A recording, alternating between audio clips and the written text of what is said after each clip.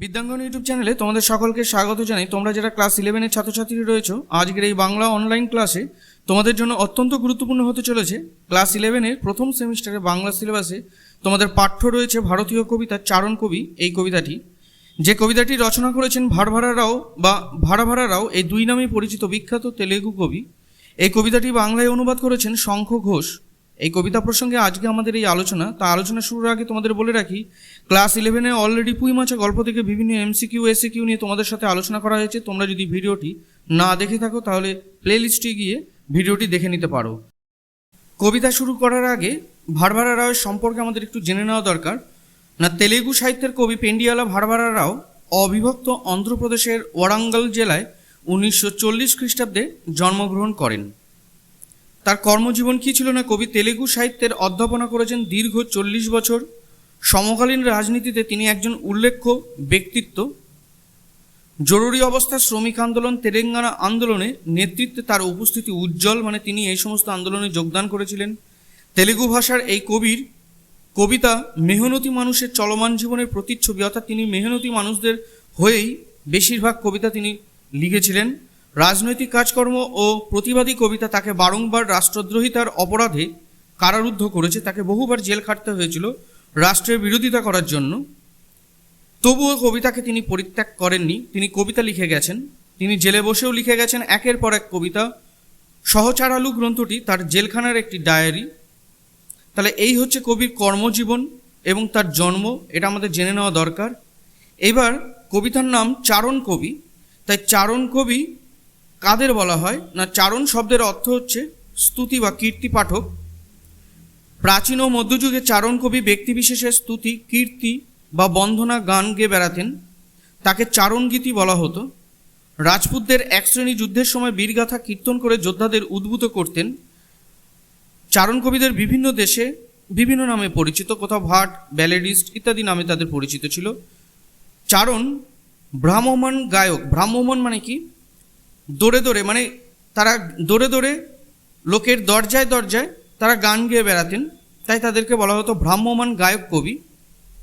মানুষের বীরত্ব, দেশ ও প্রেম, স্বদেশ চেতনা জাগ্রত করতে সে গান গায়। অর্থাৎ এই চারণ কবি যতগুলো কবিতা তারা রচনা করেছিলেন সবই বীরত্ব, দেশপ্রেম এবং স্বদেশ চেতনা নিয়েই তাদের কবিতাগুলো রচিত হতো। স্বাধীনতা আন্দোলনের সময় বাংলা আলোড়িত করেছিলেন এরকম দুজন চারণ কবি হলেন মুকুন্দ দাস ও বিজয় সরকার। এবার আমরা চলে আসছি মূল কবিতায়। দেখো, চারণ কবি ভারভারা রাও বঙ্গানুবাদ শঙ্খ ঘোষ। নিয়মকানুন যখন সব লোপাট, অর্থাৎ সাংবিধানিক নিয়ম শৃঙ্খলা সব যখন শিখেই উঠেছে, আর সময়ের ঢেউ তোলা কালো মেঘের দল। কালো মেঘের দল বলতে অশুভ শক্তি, একদল অশুভ শক্তি সময়ের ঢেউ তুলেছে, অর্থাৎ সময়ের সঙ্গে তারা নতুন করে তাদের উত্থান ঘটানোর চেষ্টা করছে। একদল রাজনৈতিক দলের উত্থান ঘটার কথাই এখানে বলছে।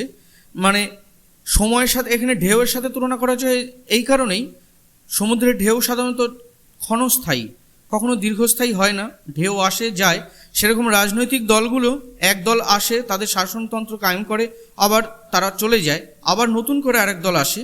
তাই এখানে একদল অশুভ শক্তি তাদের শাসনতন্ত্র কায়েম করার জন্য সাংবিধানিক সমস্ত নিয়ম শৃঙ্খলা তুলে দিয়ে ফাঁস লাগাচ্ছে গলায়, অর্থাৎ প্রতিবাদী কণ্ঠস্বরকে গলা টিপে ধরছে, প্রতিবাদী কণ্ঠস্বরকে আটকানোর চেষ্টা করছে।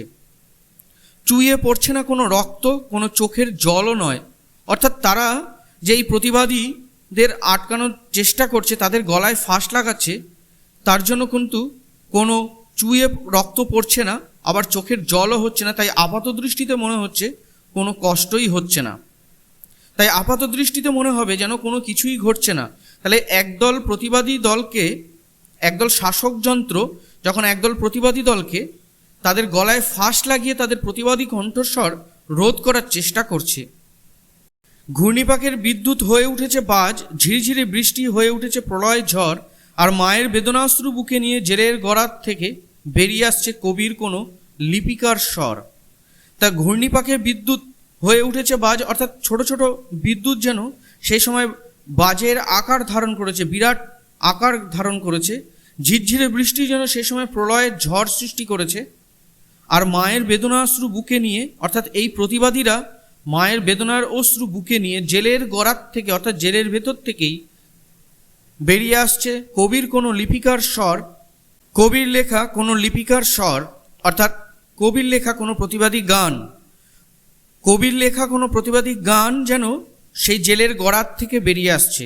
তার জন্য বলছে মায়ের বেদনাশ্রু বুকে নিয়ে জেলের গড়াত থেকে বেরিয়ে আসছে কবির কোনো লিপিকার স্বর, অর্থাৎ মায়ের বেদনাশ্রু বুকে নিয়ে জেলের ভেতর থেকে বেরিয়ে আসছে কবির লেখা কোনো প্রতিবাদী গান, কোনো প্রতিবাদী স্বর। তারপরে দেখো দ্বিতীয় স্তবকে, যখন কাঁপন লাগে জিভে বাতাসকে মুক্ত করে দেয় সুর। যখন কাঁপন লাগে জিভে, অর্থাৎ যখন বলতে এখানে সেই সুযোগের কথা বলেছে না, যখন কবি প্রতিবাদী কণ্ঠস্বরকে প্রকাশ করার সুযোগ পায়, তাহলে কবি যখন তার প্রতিবাদী কণ্ঠস্বরকে প্রকাশ করার সুযোগ পায় তখন বাতাসকে মুক্ত করে দেয় সুর, অর্থাৎ তার প্রতিবাদী কণ্ঠস্বর থেকে যে অভিযোগগুলো রয়েছে সেই অভিযোগগুলো বাতাসে সুরের আকারে মিশে যাচ্ছে।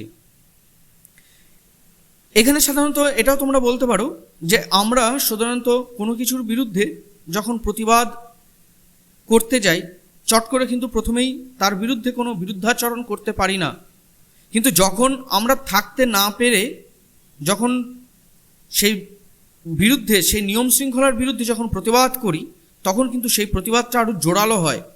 তাই যখন কাঁপন লাগে জিভে, অর্থাৎ বাতাসকে মুক্ত করে দেয় সুর, অর্থাৎ কবি যখন তার প্রতিবাদী কণ্ঠস্বর থেকে সেই প্রতিবাদ করার সুযোগ পায় তখন তার বাতাসে তার সুরগুলো যেন মুক্ত করে দেয়। গান যখন হয়ে ওঠে যুদ্ধেরই শস্ত্র, অর্থাৎ সেই সময় গান যুদ্ধের শস্ত্র হিসেবে কাজ করে। শস্ত্র বলতে এখানে অস্ত্র শস্ত্রকে বলছে।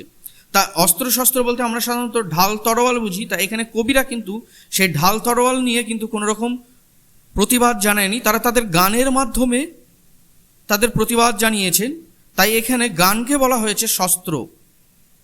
কবিকে তখন ভয় পায় ওরা বলতে সেই শাসকতন্ত্র, যারা শাসনতন্ত্র কায়েম করার চেষ্টা করছে তখন তারা ভয় পায় কবিকে। কয়েদ করে তাকে আর গর্দানে আরও শক্ত করে জড়িয়ে দেয় ফাঁস। কয়েদ করে তাকে, অর্থাৎ তাকে জেলখানায় আটক করে, তার প্রতিবাদী কণ্ঠস্বরকে প্রতিরোধ করার জন্য, আটকাবার জন্য তাকে জেলে বন্দি করে গর্দানে আরও শক্ত করে জড়িয়ে দেয় ফাঁস। তাহলে প্রথমে যে ফাঁস লাগাচ্ছিল এখন সেই ফাঁসটা আরও গর্দানে আরও শক্ত করে, মানে আরও জোরালো করে, অর্থাৎ তাদের প্রতিবাদকে আটকাবার জন্য তাদের অত্যাচারের মাত্রা আরও বাড়িয়ে তোলে। কিন্তু তারই মধ্যে কবি তার সুর দিয়ে শ্বাস ফেলছেন জনতার মাঝখানে, অর্থাৎ এই এত কিছু বাধা বিপত্তির মধ্যেও কবি তার জনতার মাঝখানে তার গানের স্বর যেন পৌঁছে দিচ্ছেন এবং তাদের মধ্যেই যেন শ্বাস ফেলছেন এবং তাদের গানের মধ্যেই কিন্তু তাদের মাঝখানে বেঁচে আছেন, এটাই বোঝাচ্ছেন। শেষের স্তবকে দেখো কি বলছে না, ফাঁসির মঞ্চ ভারসাম্য রাখার জন্য মিলিয়ে যাচ্ছে মাটিতে। ফাঁসির মঞ্চ কি না, কাউকে ফাঁসি দেওয়ার আগে একটা মঞ্চ মতো উঁচু বেদি মতো করা হয়, কেননা মাটি থেকে বেশ কিছুটা উঁচুতে। এটা এই কারণে করা হয়, যাকে ফাঁসি দেওয়া হচ্ছে তার যদি মাটিতে পা স্পর্শ করে তাহলে কিন্তু তার ফাঁসি হবে না, তার মৃত্যু হবে না। তাই তার যাতে মৃত্যু হয়, তার যাতে ফাঁসি হতে পারে, তার জন্য মঞ্চ তৈরি করা হয়, উঁচু বেদি তৈরি করা হয়। তা সেই ফাঁসির মঞ্চ চাইছে না তাদের ফাঁসি হোক, তাই বলছে ফাঁসির মঞ্চ ভারসাম্য রাখার জন্য। না, সমাজে যদি এই প্রতিবাদীদের যদি ফাঁসি হয়ে যায় তাহলে সমাজে প্রতিবাদ করার মতো আর কেউ থাকবে না। সমাজে চারদিকে শাসকযন্ত্র তাদের অত্যাচারের মাত্রা আরও বাড়িয়ে দেবে। তাই এই ফাঁসির মঞ্চ চাইছে না এই প্রতিবাদীদের ফাঁসি হোক, তাই ভারসাম্য রক্ষার জন্য মিলিয়ে যাচ্ছে মাটিতে, অর্থাৎ মাটিতে মিশে যাচ্ছে। এই ফাঁসির মঞ্চ মাটিতে মিশে যাচ্ছে, তারা চাইছে না এই প্রতিবাদীদের ফাঁসি হোক, এই বিপ্লবীদের ফাঁসি হোক। স্পর্ধা জানাচ্ছে মৃত্যুকে তারা তুচ্ছ মনে করছে, ভয় না পেয়ে মৃত্যুকে তারা তুচ্ছ মনে করে। আর তুচ্ছ ফাঁসুরে কি না, যে ফাঁসি দেয় তাকে ফাঁসুরে বলা হয়। এই ফাঁসুরেকে তুচ্ছ মনে করে তাকেই যেন ফাঁসিতে ঝুলিয়ে দেওয়া হচ্ছে, মানে তারই যেন ফাঁসি দেওয়া হচ্ছে। এখানে এই কথাই তুলে ধরা হয়েছে। তাহলে চারণ কবি ভারভার রায়ের এই ছিল প্রতিবাদী কবিতা। এই কবিতাটি তোমাদের পড়ে কেমন লাগলো আমাকে কমেন্ট বক্সে জানিও।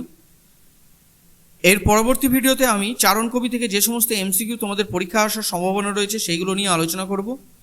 ভিডিওটি ভালো লাগলে অবশ্যই লাইক করে দিও এবং কমেন্ট করে জানিও তোমাদের এই কবিতাটি কেমন লেগেছে। যদি তোমাদের বুঝতে অসুবিধা হয় তোমরা বারে বারে এই ভিডিওটি চালিয়ে দেখো, তাহলে কিন্তু তোমাদের কবিতাটি বুঝতে পারবে। প্রত্যেকটা লাইন বা লাইন তোমরা যদি মানে বুঝতে পারো তাহলে কিন্তু তোমাদের এই কবিতা থেকে সমস্ত রকম এমসিকিউ কিন্তু খুব সহজে মুখস্থ হয়ে যাবে। তা ভিডিওটি ভালো লাগলে লাইক করে দিও। পরবর্তী ভিডিওতে আবার তোমাদের সাথে দেখা হচ্ছে। প্রত্যেকে ভালো থেকো।